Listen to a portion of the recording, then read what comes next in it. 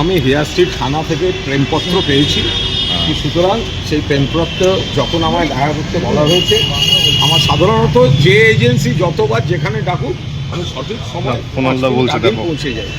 যদিও চিঠিতে লেখা ছিল যে সারাদিনে যখন হোক আসবেন, তো আমি কাল রাত্রে কথা বলে নিয়েছিলাম যে আমি 1:30টার সময় আসবো, আমি সেই অনুযায়ী এসেছি। দেখুন, 1993 সালের 21শে জুলাই যে আন্দোলন হয়েছিল মমতা বন্দ্যোপাধ্যায়ের নেতৃত্বে, ওটা no I card no vote, তো সেখানে সিপিএম সরকার এবং হারমাদরা 14 জনকে গুলি করে মারে, মমতা বন্দ্যোপাধ্যায়কে হত্যার চেষ্টা হয় এবং শতাধিক সেখানে জখম হয়।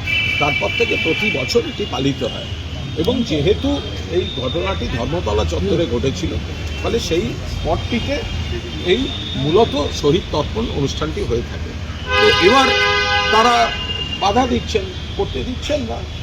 যদি যোগাসনের জন্য রেড রোডের মতো রাস্তা 7 দিন বন্ধ থাকে, তাহলে কলকাতার উপর সাম্প্রতিককালের সবচেয়ে বড় গণহত্যার শহীদ তর্পণ আধবেলা একটা রাস্তার অর্ধেক, সেটা তারা করতে দিচ্ছেন। আমাদের কি দোষ? ওরা যেটা দোষ বলছেন, আমি কোনো দোষ করিনি। আমরা আইন মতো আবেদন করেছিলাম, আবেদন যে খারিজ হচ্ছে তখনও জানানো হয়নি, বরং আমাদের কাছে খবর ছিল যে পুলিশ এটা বলতে পারেন যে আর একটু ছোটো করে করুন, একদিক ছেড়ে করুন, যেরকম খবর আসে। তো আমরা একটা প্রাথমিক সমীক্ষা করে নিচ্ছিলাম যে পুলিশকে সহযোগিতা করতে কতটা একটুখানি ছোট বা একটা দিক ছেড়ে করা যায়, সেগুলো আমরা দেখছিলাম।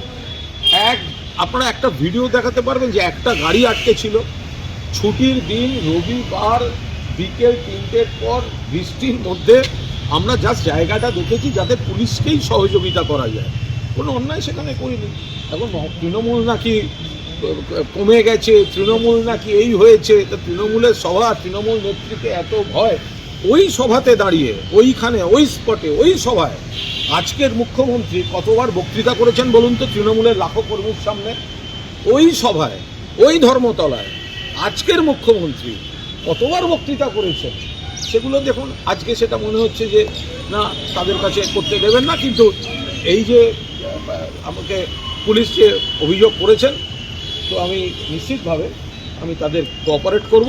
পুলিশের প্রেমপত্র পেয়েছি, আমিও প্রেম নিবেদনে এসেছি। মেরেছো কলসির কানা, তা বলে কি প্রেম দেবো না?